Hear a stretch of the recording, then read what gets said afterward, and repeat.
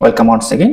আজকে আমরা কাশ্মীর যুদ্ধ নিয়ে কথা বলবো। আমরা জানি এই কাশ্মীর যুদ্ধ এটা একটা বড় ঘটনা এবং এই অকারেন্স প্রায় ঘটে চলেছে এবং আমাদের আহ, এই কয়েকটা বড় সংঘর্ষের মধ্যে কাশ্মীর সংঘর্ষ একটি।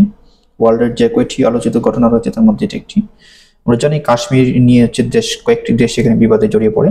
প্রথমত হচ্ছে এখানে কাশ্মীর নিয়ে টোটাল ইন্ডিয়া পাকিস্তানের মধ্যে হচ্ছে ইন্দো পাক যুদ্ধ বা ইন্ডিয়া পাকিস্তানের মধ্যে যুদ্ধ কাশ্মীর নিয়ে হয়েছে টোটাল 4টি। তার মধ্যে কাশ্মীর ঠিক 19 দেশভাগের পরবর্তী সময়ে 1947-48 এই সময়টাতে কাশ্মীর প্রথম যুদ্ধে জড়িয়ে পড়ে। ইট ওয়াজ দ্য ফার্স্ট ওয়ার এবং এই যুদ্ধে হচ্ছে পাকিস্তান একটা অংশ দখল করতে শুরু করে এবং পাকিস্তান সেই অংশ দখল করার পর এটাকে নাম দেওয়া হয়েছে পাকিস্তান অকুপাইড কাশ্মীর, পিওকে। এটা হচ্ছে বর্তমান যে আজাদ কাশ্মীর রয়েছে সেই আজাদ কাশ্মীর। জানি যে 1947 খ্রিস্টাব্দে যখন দেশ ভাগ হয় তখন হচ্ছে কাশ্মীরকে একটা অমীমাংসিত বর্ডার হিসেবে রেখে দেওয়া হয় এবং এর পরিপ্রেক্ষিতে ইন্ডিয়া এবং পাকিস্তান যুদ্ধে জড়িয়ে পড়ে এবং সেই তারা যে অংশটা দখল করে পাকিস্তানের যে অংশটা কাশ্মীর দখল করে, কাশ্মীরের যে অংশটা পাকিস্তান দখল করে তারা হচ্ছে আজাদ কাশ্মীর নামে পরিচিত। এবং Azad Kashmir it's 37% land of Kashmir. এখানে প্রায় 37% ল্যান্ড তারা রয়েছে। তার বাইরে পাকিস্তানের যে অংশটা হচ্ছে ইন্ডিয়া কন্ট্রোল করছে এটাকে নাম বলা হচ্ছে জম্মু কাশ্মীর। জম্মু কাশ্মীর অ্যান্ড একটা অংশ হচ্ছে লাদাখ। বর্তমানে এটা হচ্ছে ইউনিয়ন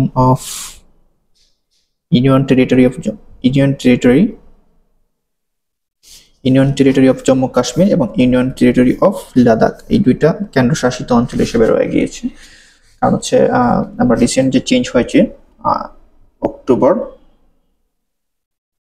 31, 2019 এই সময়ের পরবর্তীতে হচ্ছে এই কাশ্মীর কিন্তু একটা মানে অমীমাংসিত অঞ্চল হিসেবে ছিল এতদিন। ভারত তারপর হচ্ছে এই টাইমে হচ্ছে আর্টিকেল 370 রদ করে নেয় এবং হচ্ছে রদ করার পরবর্তী সময় এই কাশ্মীরের যে অংশটা ভারত শাসিত ছিল জম্মু কাশ্মীর, সেই জম্মু কাশ্মীর এবং লাদাখ রিজনটা হচ্ছে দুইটা ইউনিয়ন টেরিটরি হিসেবে তারা ডিক্লেয়ার করে। কাশ্মীর নিয়ে আমরা যুদ্ধে ছিলাম। কাশ্মীরের যে সেকেন্ড যুদ্ধটা হয় হচ্ছে 1965 খ্রিস্টাব্দে, এটাকে বলা হয় পাক ভারত যুদ্ধ। 1965 খ্রিস্টাব্দে ইন্ডো পাক ওয়ার যেটা, সেই যুদ্ধে হচ্ছে বাঙালি সৈনিকরা অনেক সাহসিকতার পরিচয় প্রদান করে এবং স্পেশালি জেনারেল আতাউল গনি ওসমানী, যিনি ওই সময়কার মেজর ছিলেন, তো তার নেতৃত্বে হচ্ছে বাঙালিরা একটা ফ্রন্টে ভালো পারদর্শিতা প্রদর্শন করে এবং তাদের বীরত্বের কারণে লাহোর অঞ্চলটা রক্ষা পায়।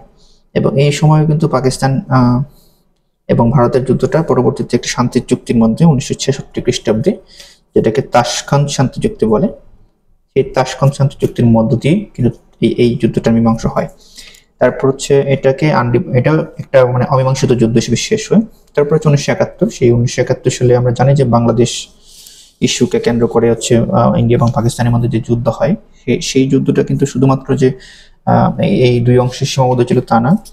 পাকিস্তানের যে পশ্চিম অংশে স্পেশালি কাশ্মীর রিজনে সেখানে বড় যুদ্ধ হয় এবং কাশ্মীরের একটা বড় অংশ হচ্ছে সেই সময় কিন্তু পাকিস্তান হারায়। এবং সর্বশেষ যে যুদ্ধটি হয় কাশ্মীর নিয়ে ইন্ডিয়া এবং পাকিস্তানের মধ্যে, সেটা হচ্ছে 1999। এই যুদ্ধের একটা বৈশিষ্ট্য রয়েছে। সেই 1999 যে যুদ্ধ সেটাকে কার্গিল ওয়ার বলা হয়। কার্গিল ওয়ার, এই কার্গিলের যুদ্ধে কিন্তু পাকিস্তান এবং ভারত একটা টোটাল ওয়ারে জড়িয়ে পড়ে এবং স্টিল নাও ইন্ডিয়া এবং পাকিস্তানের মধ্যে যে কনফ্লিক্ট রয়েছে সেটা হচ্ছে সেই 1999 পরে আর ঠিক হয়নি। এটা হচ্ছে কাশ্মীর সংকট, এই কাশ্মীর ক্রাইসিসটা এখনো চলমান। তার পরবর্তীতে আরো যদি আমরা খেয়াল করি 2019 খ্রিস্টাব্দের যে পুলওয়ামা অ্যাটাক হচ্ছে ইন্ডিয়ান যে সিআরপিএফ এর যে বাস, যে ইন্ডিয়ান যে পুলিশ ফোর্স রয়েছে যারা অ্যাক্টিভ কাশ্মীরে, তাদের বাসে অ্যাটাক করা হয়। এবং 2025 খ্রিস্টাব্দে সর্বশেষ যে অ্যাটাকটা হয় সেটা হচ্ছে পেহেলগাম